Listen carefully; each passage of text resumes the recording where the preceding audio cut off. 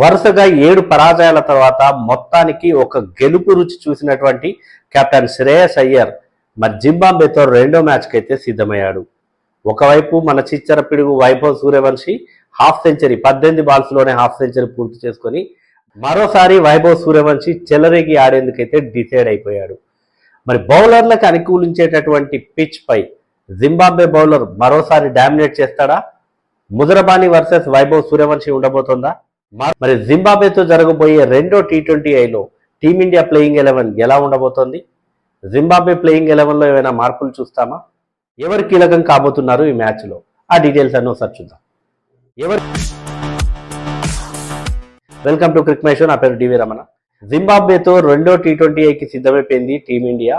మరి ఈ మ్యాచ్లో కూడా గెలిచి సిరీస్ని కైవసం చేసుకోవాలని అయితే చూస్తోంది. ఐర్లాండ్ పై సిరీస్ కోల్పోయి ఇంగ్లాండ్ చేతిలో పరాభవం పాలై అక్కడ కూడా సిరీస్ను కోల్పోయినటువంటి టీమిండియా శ్రేయస్ అయ్యర్ కెప్టెన్సీలో తొలి సిరీస్ను గెలిచేందుకైతే సిద్ధంగా ఉంది. ముఖ్యంగా ఈ మ్యాచ్లో కెప్టెన్ శ్రేయస్ అయ్యర్ టాస్ గెలిస్తే ఒక అరుదైన రికార్డుకి చేరువవుతాడు. కెప్టెన్గా తొలి 9 మ్యాచ్ల్లో టాస్ గెలిచిన ప్లేయర్గా శ్రేయస్ అయ్యర్ అయితే సరికొత్త రికార్డు సృష్టించబోతున్నాడు. మరి టాస్ గెలిచి మళ్ళీ ఫీల్డింగ్ తీసుకుంటాడా, బ్యాటింగ్ తీసుకుంటాడా అన్నది అయితే సెకండరీ. తొలి మ్యాచ్లో అయితే టీమిండియా తమ పర్ఫార్మెన్స్ పై రివ్యూ చేసుకున్నప్పటికీ కూడా అంత సాటిస్ఫైగా ఉందా? మరి జింబాబ్వే నుంచి గట్టి పోటీ ఎదురైందా తొలి మ్యాచ్లో? అంటే ఖచ్చితంగా ఎదురైందనే చెప్పాలి. జింబాబ్వేని ఇప్పటికీ కూడా తక్కువ అంచనా వేయడానికి లేదు. ఎందుకంటే ఈ పిచ్ బౌలర్లకి ఎక్కువగా సహకరిస్తోంది. ఫస్ట్ మ్యాచ్లో మనం చూసాము, బ్లెస్సింగ్ ముజరబానీ తను వేసిన ఫస్ట్ 2 ఓవర్లలో 3 రన్స్ మాత్రమే ఇచ్చాడు. సో ఆ తర్వాత ఓవర్లో సరే వైభవ్ సూర్యవంశి 2 4లు కొట్టాడు, 6 కొట్టాడు. ఆ తర్వాత అతని బౌలింగ్ ఫిగర్ అనేది చేంజ్ అయిపోయింది. కానీ మరి ముజరబానీ ఈ మ్యాచ్లో కూడా అంటే రెండో T20Iలో కూడా తన ఇంపాక్ట్ చూపించేందుకైతే సిద్ధంగా ఉన్నాడు. మరి ఇంకో ఫ్యాక్ట్ కూడా మనందరం గమనించాల్సినటువంటి ఫ్యాక్ట్ ఏంటి అంటే, ఫస్ట్ T20Iలో జింబాబ్వే బౌలర్లు అంటే ఎక్సెప్ట్ వైభవ్ సూర్యవంశి 18 బాల్స్లో హాఫ్ సెంచరీ చేశాడు. సరే, అతని స్కోర్ను కనుక వదిలిపెడితే వైభవ్ మిగతా 70 రన్స్ చేయడానికి 61 బాల్స్ తీసుకున్నారు. అంటే మరీ అంత పెద్ద రన్ రేట్ అయితే ఏమీ మెయింటైన్ చేయలేదు టీమిండియా బ్యాటర్లు, సూర్యవంశి కాకుండా మిగతా బ్యాటర్లు. సో ఈసారి మరి వాళ్ళ నుంచి ఏమైనా ఒక మంచి నాక్స్ చూస్తామా? మరి ఈసారి ఇండియా బ్యాటర్ల నుంచి దూకుడైన నాక్ చూస్తామా? మరి దూకుడైన బ్యాటింగ్ చూస్తామా? లేదా మళ్ళీ జింబాబ్వే బౌలర్లు డామినేట్ చేసే అవకాశం అనేది ఉంటుందా? అది కూడా చాలా ఇంపార్టెంట్. ఇక ప్లేయింగ్ 11లో ఏమైనా మార్పులు చేస్తారా అంటే, టీమిండియా అయితే ఈ విన్నింగ్ కాంబినేషన్ని మారుస్తుందని అయితే నేను అనుకోవట్లేదు. మళ్ళీ 5th బౌలర్గా శివం దూబేనే ఉంటాడు. సో ఇంకా వాళ్ళు కొత్తగా ఎవరికైనా డెబ్యూ ఛాన్స్ ఇవ్వాలి, మరి ఇషాన్ కిషన్ ప్లేస్లో ప్రభ్సిమ్రన్ సింగ్ ఏమైనా తీసుకొస్తారా? మనం ఫస్ట్ T20I కంటే ముందు చెప్పుకున్నాము. అది జరిగే అవకాశాలు కూడా నాకైతే ఎక్కువగా కనిపించట్లేదు. ఎందుకంటే విన్నింగ్ కాంబినేషన్ని మార్చి అంత రిస్క్ చేస్తారా? అది కూడా ఇటువంటి పరిస్థితుల్లో వరుసగా మ్యాచ్లు ఓడిపోయిన తర్వాత ఒక మ్యాచ్ గెలిచినప్పుడు ఆ కాంబినేషన్ని ఎవరైతే డిస్టర్బ్ చేయాలని అనుకోరు.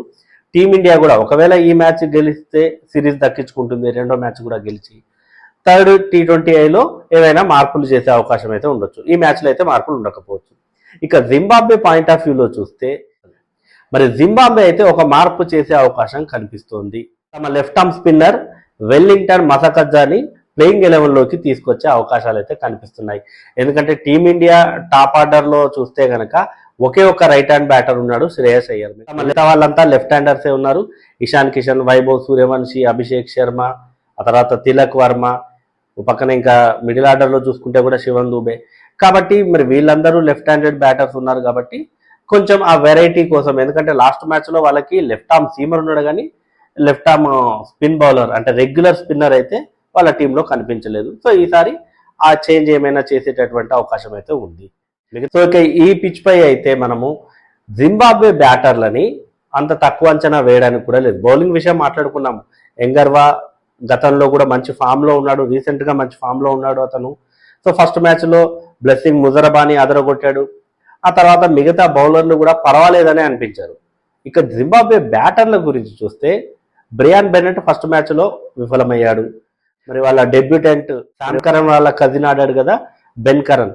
సో కాబట్టి మరి అతన్ని ఓపెనింగ్లో తీసుకొచ్చారు. మరి అతడి కోసము మరుమణిని నంబర్ 7లో ఆడించారు, వాళ్ళ వికెట్ కీపర్ బ్యాటర్ మరుమణి. సో తను అద్భుతంగా ఆడాడు ఫస్ట్ మ్యాచ్లో అయితే చూసాం మనం. నెంబర్ 7లో వచ్చి మంచి నాకే ఆడాడు. జింబాబ్వే 120+ రన్స్ స్కోర్ చేయగలిగింది అంటే వాళ్ళ లోయర్ మిడిల్ ఆర్డర్ అద్భుతంగా ఆడిందనే అర్థం చేసుకోవాలి. మరి అక్కడ వాళ్ళని తక్కువ అంచనా వేయడానికి అయితే లేదు, ఎందుకంటే ఆల్రెడీ మనం 5 వికెట్స్ని త్వరగానే కుప్పగూల్చాము. ఆ తర్వాత వాళ్ళు ఇన్నింగ్స్ని బిల్డ్ చేసుకున్నారు. ఒక గౌరవప్రదమైన స్కోరు తీసుకురావడంలో అయితే మరుమని కీ రోల్ ప్లే చేశాడు. సో కాబట్టి వాళ్ళ బ్యాటర్స్ని తక్కువ అంచనా వేయడానికి లేదు. టీమిండియా బౌలర్లు అయితే ఇంకా కొంచెం స్టెప్అప్ అవ్వాలి. ఒకసారి కనుక వాళ్ళు కుప్పకూలితే ఆ తర్వాత వాళ్ళని వికెట్లు తీస్తూనే ఉండాలి. సో గతంలో కూడా మనం చాలాసార్లు చూసాము లోవర్ మిడిల్ ఆర్డర్ బ్యాటర్లు ఇన్నింగ్స్ను చక్కదిద్దడం, అంటే ఇండియా ప్రత్యర్థులుగా ఉన్న వాళ్ళు. సో కాబట్టి దాన్ని కనుక వీళ్ళు ఇక్కడి నుంచే సెట్ చేసుకుంటే బెటర్. ఎస్పెషల్లీ టీమిండియా బౌలర్లు ఇప్పుడు కొత్త వాళ్ళే ఉన్నారు అందరూ, కాబట్టి వాళ్ళు ఇక్కడి నుంచే దాన్ని అలవాటు చేసుకుంటే బెటర్. మరి ఈ మ్యాచ్లో కీ బ్యాటిల్ ఏమి ఉండబోతుంది అంటే blessing Muzarabani versus Vaibhav Suryavanshi. మరి సూర్యవంశీ అయితే పరుగుల దాహంతో ఉన్నాడు. తన నుంచి అభిమానులు ఏదైతే ఎక్స్పెక్ట్ చేస్తున్నారో మరి దాన్ని అతను ఇంకా ఫుల్ఫిల్ చేయాలని అయితే అనుకుంటాడు. ఫస్ట్ మ్యాచ్లో 18 బాల్స్లోనే హాఫ్ సెంచరీ పూర్తి చేశాడు.